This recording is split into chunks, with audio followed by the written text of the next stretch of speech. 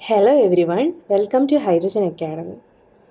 Last വീഡിയോസിലായിട്ട് നമ്മൾ discuss ചെയ്തിട്ടുള്ളത് periodic properties and variation of properties എന്ന് പറയുന്ന ചാപ്റ്ററുമായിട്ട് റിലേറ്റ് ചെയ്തിട്ടുള്ള ബേസിക് ആയിട്ടുള്ള കാര്യങ്ങളും അതേ കണക്ക് തന്നെ പീരിയോഡിക് പ്രോപ്പർട്ടീസ് ആയിട്ടുള്ള atomic size, metallic and non metallic character, ionisation energy, ഇത്രയും കാര്യങ്ങളാണ് നമ്മൾ ലാസ്റ്റ് വീഡിയോകളിൽ ഡിസ്കസ് ചെയ്തത്. ഇന്നത്തെ വീഡിയോയിൽ നമ്മൾക്ക് പീരിയോഡിക് പ്രോപ്പർട്ടി ആയിട്ടുള്ള ഇലക്ട്രോൺ അഫിനിറ്റിയെ പറ്റി നോക്കാം. അപ്പോൾ നമുക്ക് ഇലക്ട്രോൺ അഫിനിറ്റി എന്താണെന്ന് നോക്കാം. ഇലക്ട്രോൺ അഫിനിറ്റി അല്ലെന്നുണ്ടെങ്കിൽ അതിനെ നമ്മൾ ഇലക്ട്രോൺ ഗെയിൻ എൻതാൽപ്പി എന്ന് വിളിക്കും.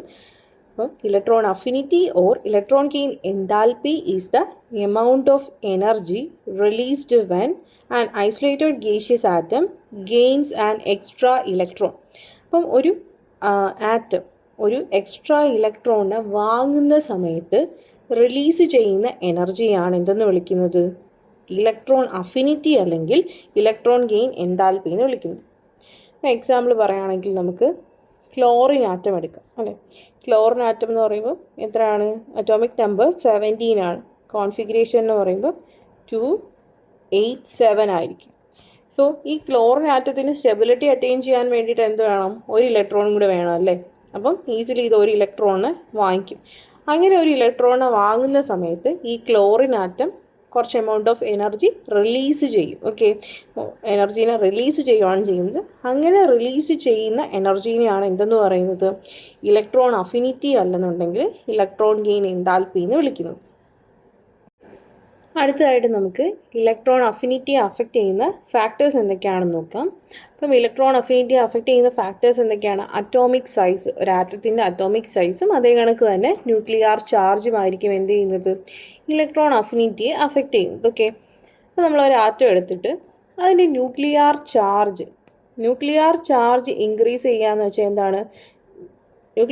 അതായത് ന്യൂക്ലിയസിൽ നമ്പർ ഓഫ് പ്രോട്ടോൺസിൻ്റെ എണ്ണം കൂടുമ്പോഴാണ് ന്യൂക്ലിയർ ചാർജ് ഇൻക്രീസ് ചെയ്യുന്നത്. ഓക്കെ, അങ്ങനെ ന്യൂക്ലിയർ ചാർജ് ഇൻക്രീസ് ചെയ്യുമ്പോൾ ന്യൂക്ലിയസിൽ പോസിറ്റീവ് ചാർജാണ് ഇൻക്രീസ് ചെയ്യുന്നത്. സോ എന്ത് ചെയ്യും? ന്യൂക്ലിയസിന് ഇലക്ട്രോണിനോടുള്ള അട്രാക്ഷൻ കൂടുകയാണ് ചെയ്യുന്നത്. ഓക്കെ, അങ്ങനെ ന്യൂക്ലിയസിന് ഇലക്ട്രോണിനോടുള്ള അട്രാക്ഷൻ കൂടുമ്പോൾ എന്ത് ചെയ്യും? ഇലക്ട്രോൺസിനെ ന്യൂക്ലിയസിനടുത്തോട്ട് കൂടുതലായിട്ട് അട്രാക്റ്റ് ചെയ്യാനാണ് അതിൻ്റെ ടെൻഡൻസി കൂടുന്നത്. മീൻസ് എന്താണ്? അതിന് കൂടുതൽ ഇലക്ട്രോൺസിനെ ഗെയിൻ ചെയ്യാനുള്ള ടെൻഡൻസി ഉണ്ടായിരിക്കും. ഇലക്ട്രോണിനെ ഗെയിൻ ചെയ്യാനുള്ള ടെൻഡൻസി കൂടുതലായിരിക്കും. ഓക്കെ, അപ്പോൾ ന്യൂക്ലിയർ ചാർജ് ഇൻക്രീസ് ചെയ്യുകയാണെന്നുണ്ടെങ്കിൽ എന്ത് പറ്റും? ഇലക്ട്രോൺ അഫിനിറ്റി ഇൻക്രീസ് ചെയ്യും. ഓക്കെ, ന്യൂക്ലിയർ ചാർജ് ഇൻക്രീസ് ചെയ്യുമ്പം അറ്റോമിക് സൈസിന് എന്താ പറ്റുക?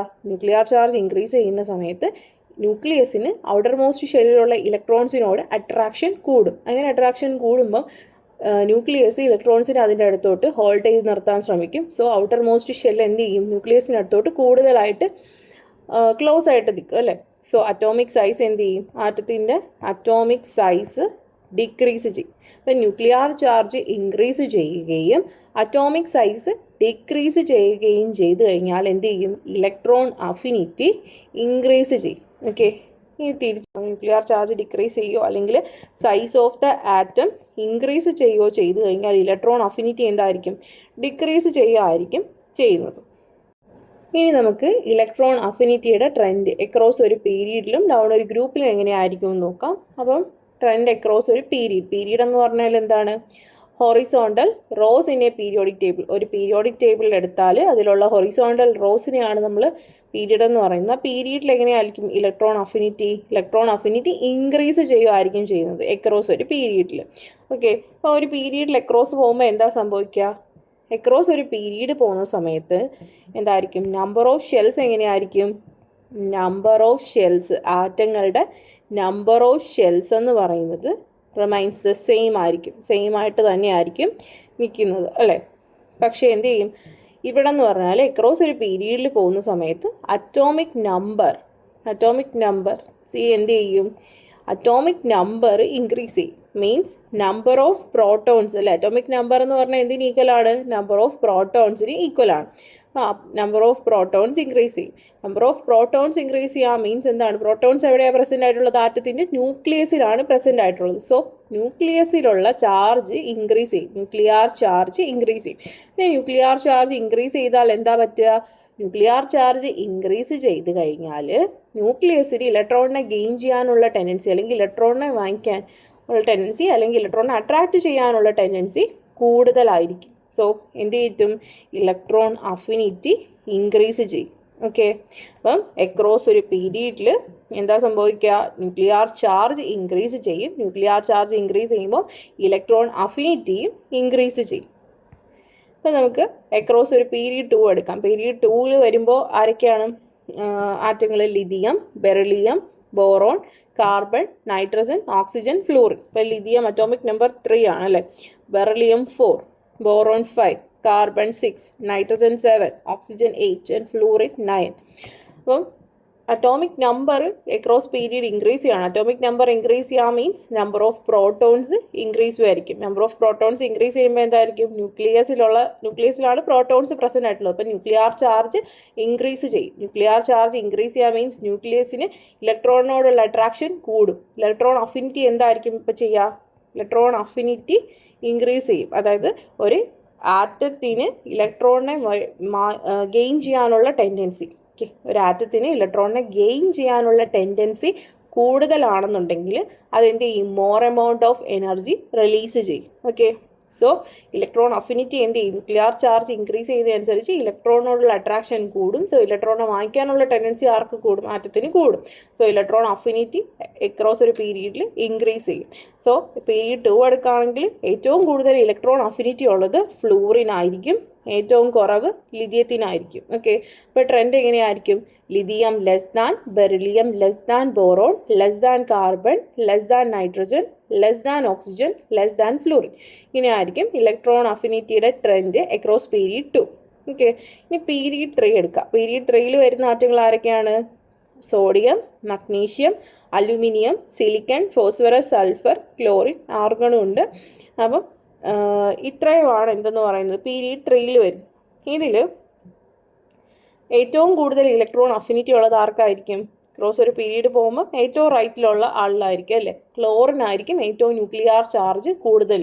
അപ്പോൾ ന്യൂക്ലിയർ ചാർജ് കൂടുമ്പോൾ ഇലക്ട്രോണിനുള്ള അട്രാക്ഷൻ കൂടും. ഇലക്ട്രോണിനുള്ള അട്രാക്ഷൻ കൂടുമ്പോൾ എന്ത് പറ്റും, ഇലക്ട്രോണിനെ ഗെയിൻ ചെയ്യാനുള്ള ടെൻഡൻസിയാണ് കൂടുന്നത്. സോ ഇലക്ട്രോൺ അഫിനിറ്റി ഇൻക്രീസ് ചെയ്യും. അപ്പം ക്ലോറിൻ ആയിരിക്കും ഏറ്റവും ഇലക്ട്രോൺ അഫിനിറ്റി കൂടുതൽ. പീരീഡ് 3 ഏറ്റവും കുറവ് സോഡിയത്തിനായിരിക്കും. ഇപ്പോൾ trend sodium less than, magnesium less than, aluminium less than, silicon less than, phosphorus less than, sulphur less than, chlorine.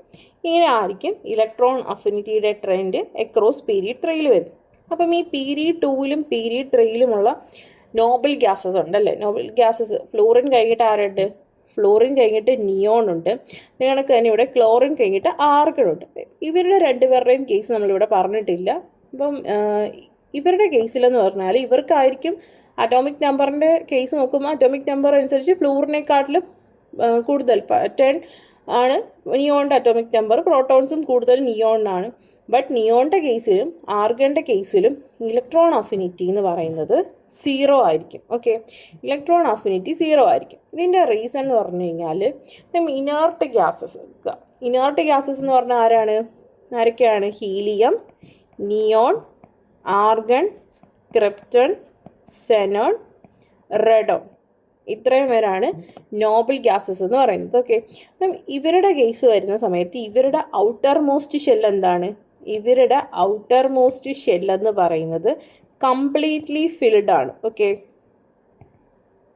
Completely filled ആണ് മീൻസ് ഇവരെന്തായിരിക്കും, ഇവരെല്ലാവരും സ്റ്റേബിൾ ആയിട്ടുള്ള ആറ്റങ്ങളായിരിക്കും. ഓക്കെ, ഒരു ആറ്റം സ്റ്റേബിൾ ആണെന്നുണ്ടെങ്കിൽ പിന്നെ അത് എക്സ്ട്രാ ഇലക്ട്രോണിനെ വാങ്ങിക്കാനോ അല്ലെന്നുണ്ടെങ്കിൽ ഇലക്ട്രോൺസിനെ ലൂസ് ചെയ്യാനോ ട്രൈ ചെയ്യത്തില്ല. അതിൻ്റെ റീസൺ എന്താണ്, അവർ അൺസ്റ്റേബിൾ ആയിട്ട് മാറും. അപ്പോൾ ഒരാറ്റങ്ങളും എന്താവാൻ ആഗ്രഹിക്കുന്നില്ല, അൺസ്റ്റേബിൾ ആയിട്ട് നിൽക്കാൻ ആഗ്രഹിക്കുന്നു. എല്ലാവർക്കും സ്റ്റെബിലിറ്റി അറ്റൈൻ ചെയ്യാനായിരിക്കും താല്പര്യം. സോ നോബൽ ഗ്യാസസ് ഒരിക്കലും ഇലക്ട്രോൺസിനെ ഗെയിൻ ചെയ്യുകയോ ലൂസ് ചെയ്യുകയോ ചെയ്യത്തില്ല. സോ ഇവർക്ക് എന്താണ്, എക്സ്ട്രാ ഇലക്ട്രോണിനെ ഗെയിൻ ചെയ്യാനുള്ള ടെൻഡൻസി ഇല്ല.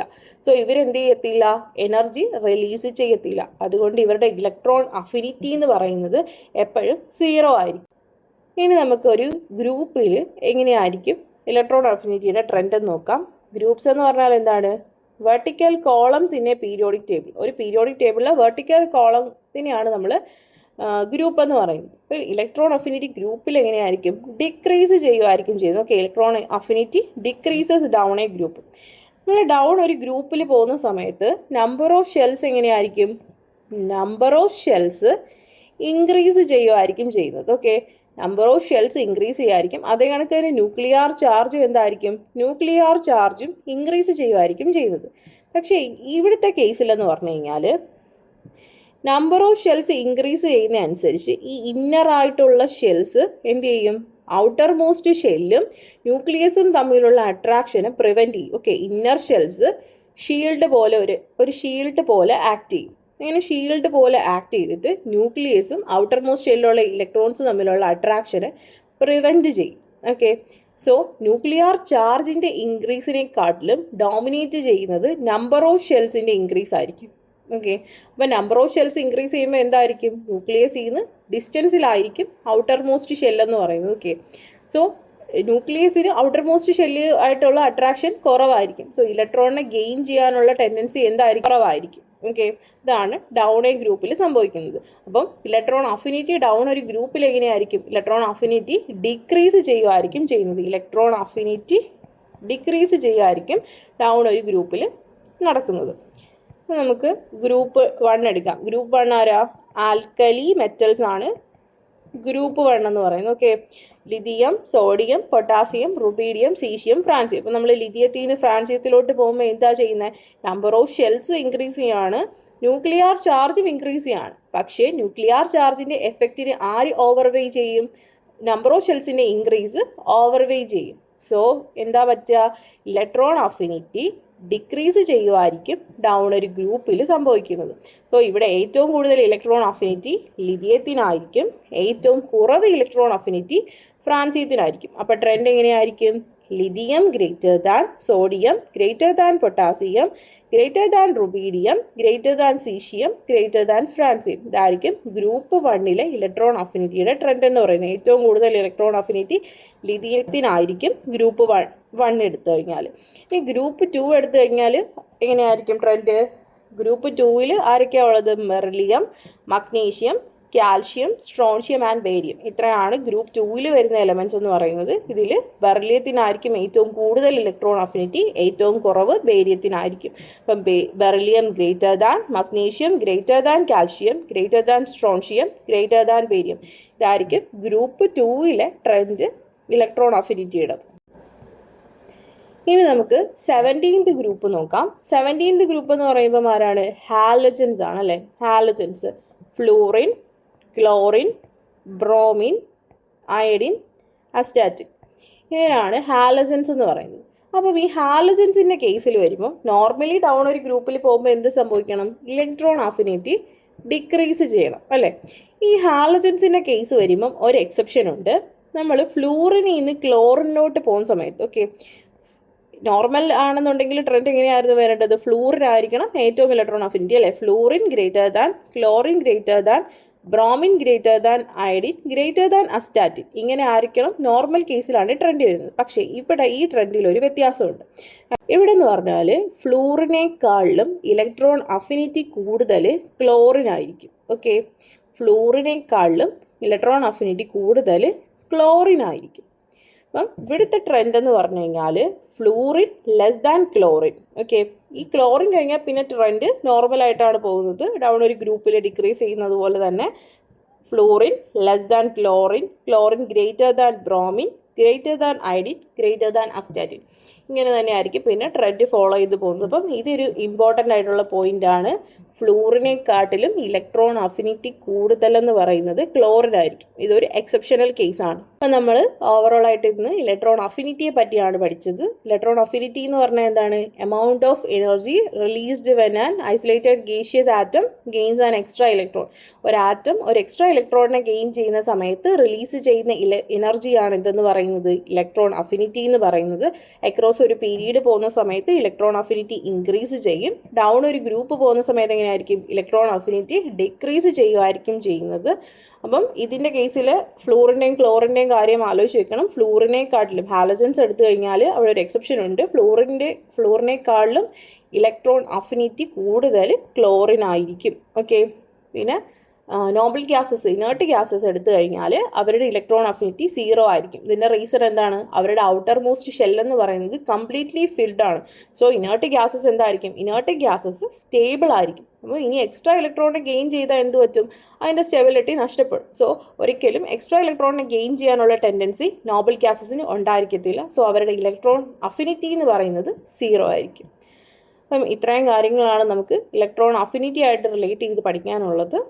അപ്പം അടുത്ത വീഡിയോയിൽ നമ്മൾ അടുത്ത പീരിയോഡിക് പ്രോപ്പർട്ടി ആയിട്ടുള്ള ഇലക്ട്രോൺ നെഗറ്റിവിറ്റിയെ പറ്റി പഠിക്കുന്നതായിരിക്കും. Thank you.